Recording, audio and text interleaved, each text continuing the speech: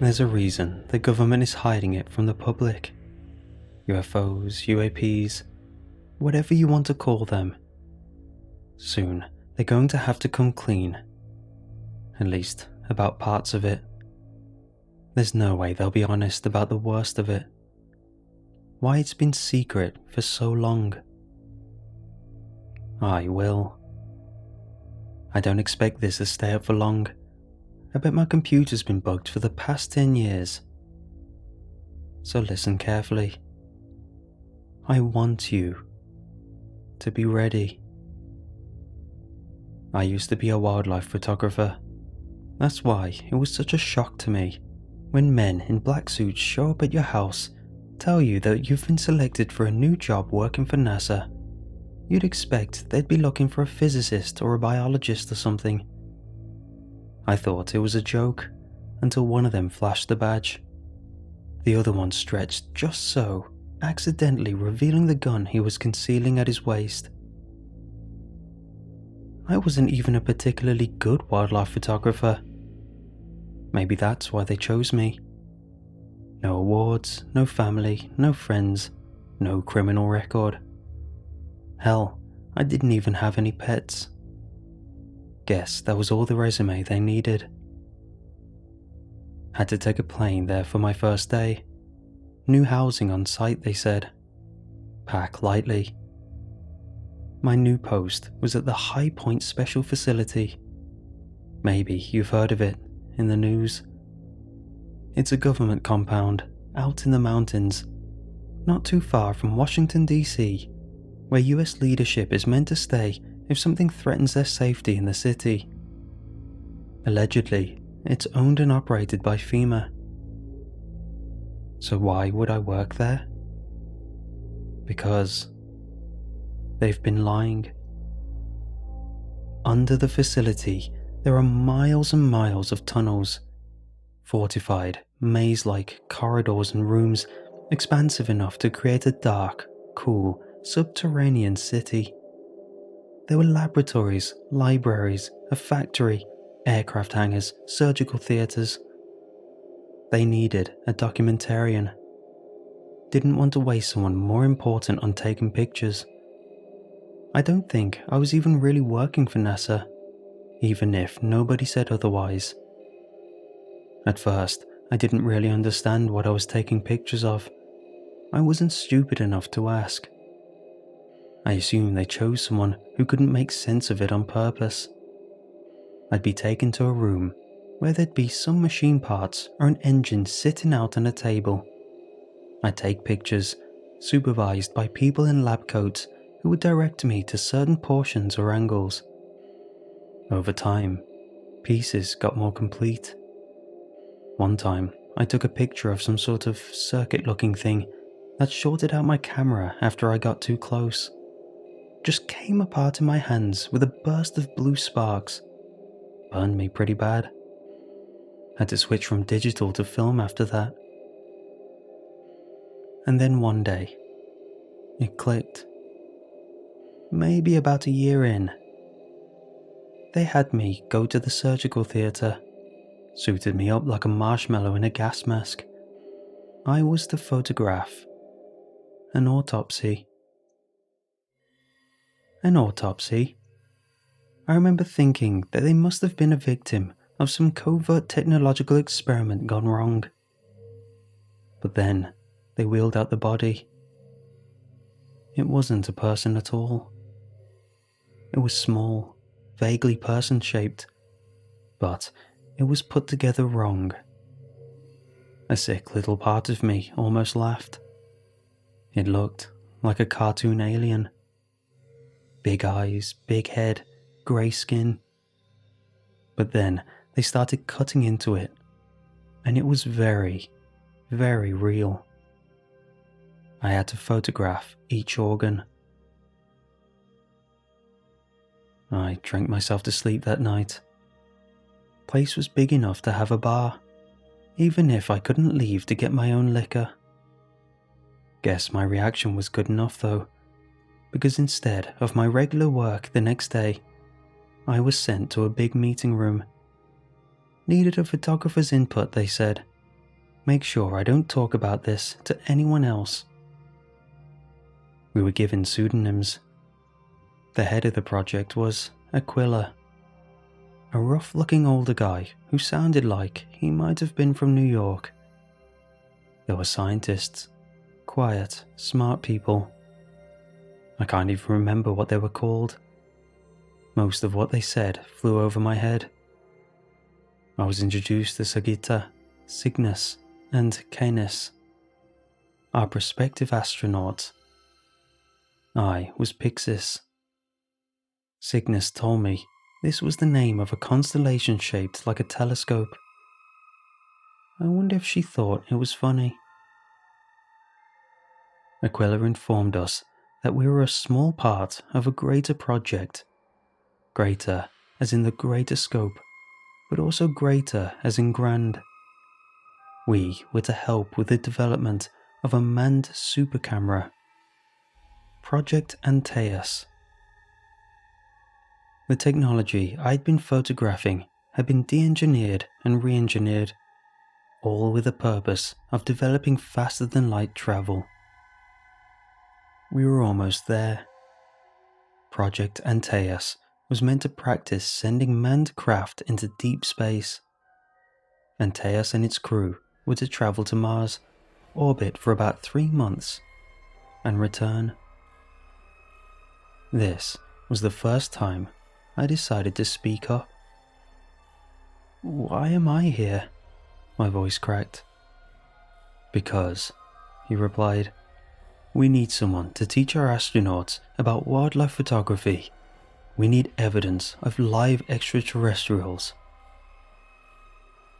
So my job became accompanying the 3 astronauts as they underwent their training and teaching them about photography techniques in an unstable environment with an unpredictable subject.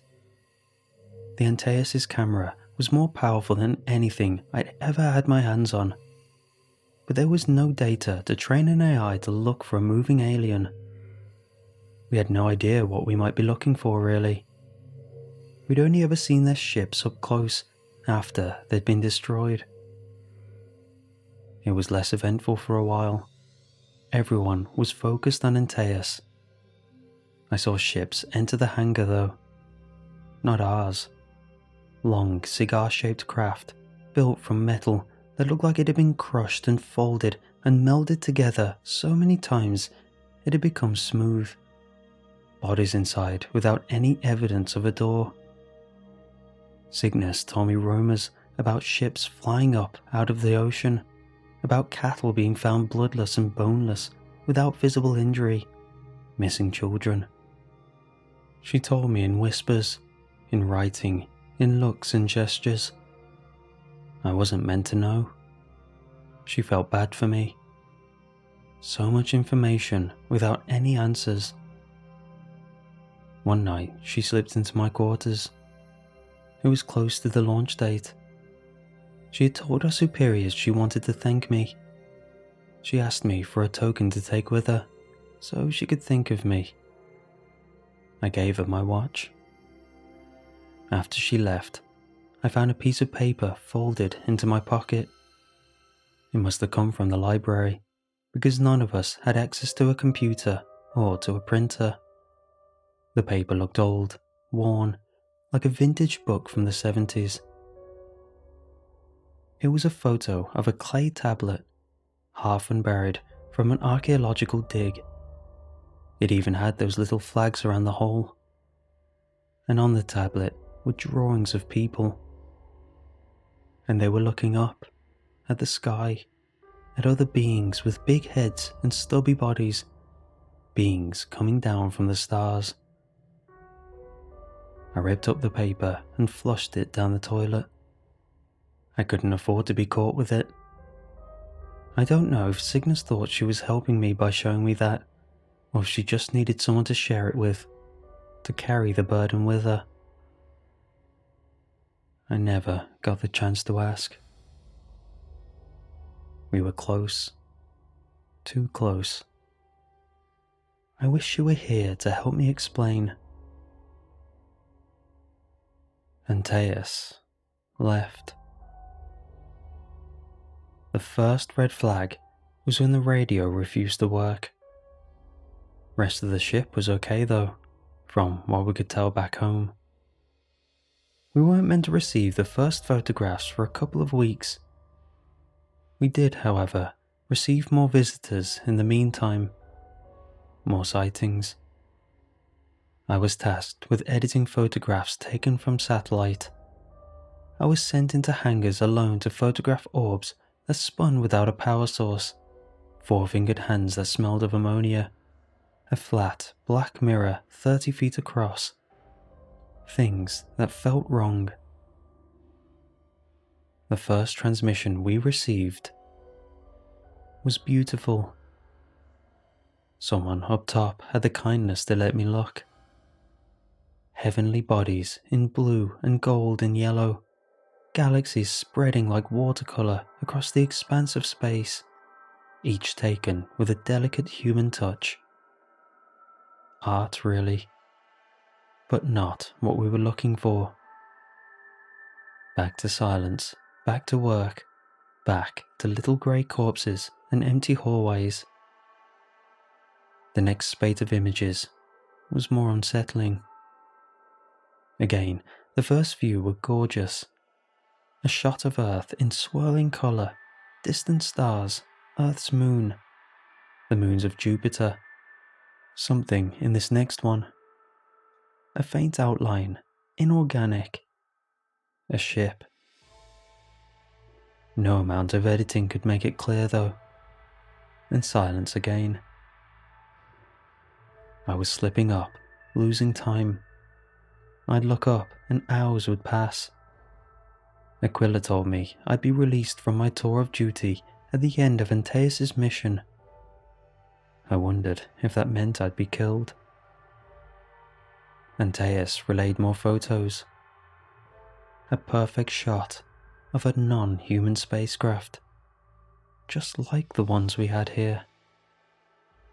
Something had compressed it so tightly around the middle that it had split in half. Bodies backlit by sun, floating in space. Twisted, squat bodies. Another mangled ship. A photograph of ANTAEUS. How? Aquila asked me how. I don't know, I told him. I didn't teach them how to do that. Foreign objects arrived at the facility more frequently and in greater numbers. I was busier than ever, alone on the job more than ever. Sometimes I didn't even have to decontaminate between rooms before a faceless voice on an intercom would tell me to move on to the next. I was called in to take photographs of an autopsy. No time to put on a hazmat suit, the intercom said. Just had to go in with a hollowed carcass. It was peeled open, skin and ribs, the petals of a fleshy flower. Each organ had been carefully placed in a tray, ready for documentation. Being near the body made my skin tingle. Not in a nervous way. I was used to the dead by now. The body was having a physical effect on me. Lights flashed when I blinked. I crept nearer.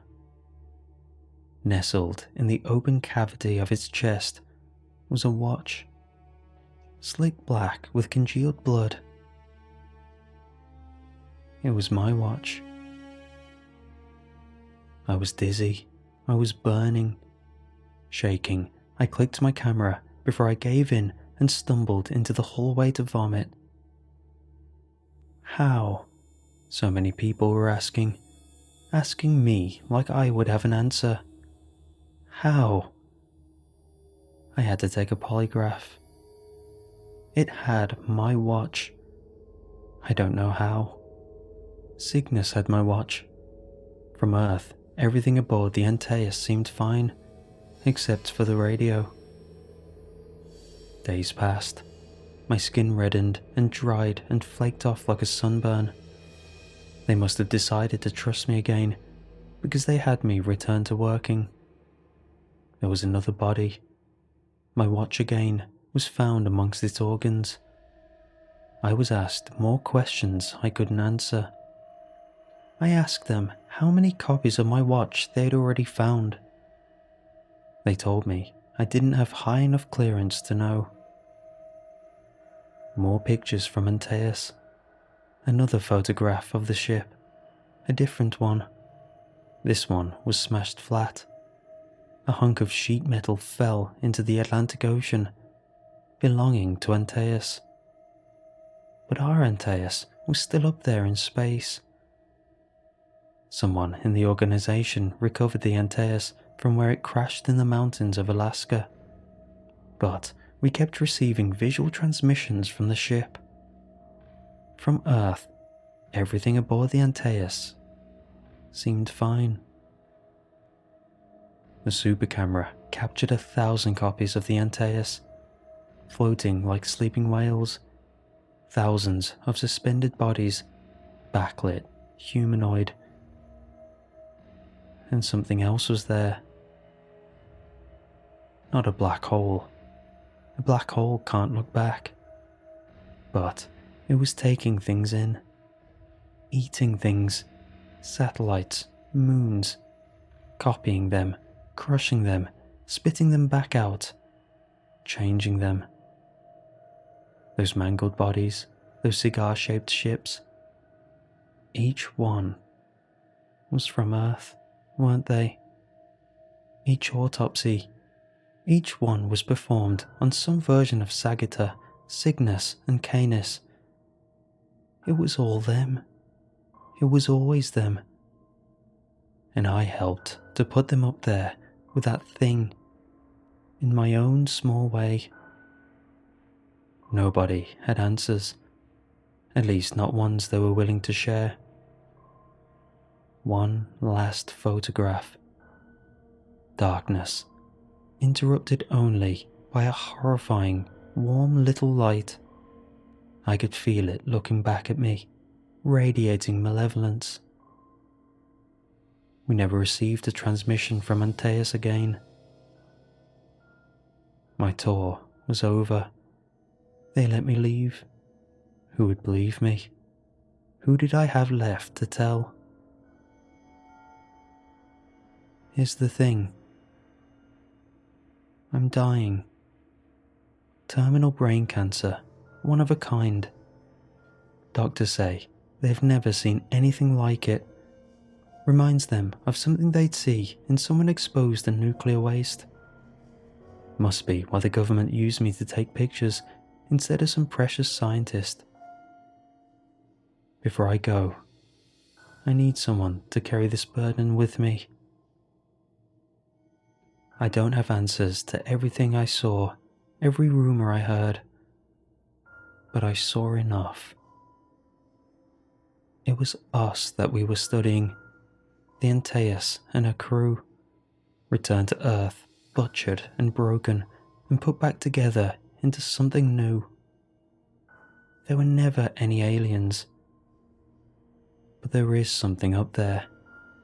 Something we are watching in secret. Something that hates humanity enough to use the strings of time and space as instruments of torture. And I do know one thing. In every picture, it was getting closer to Earth.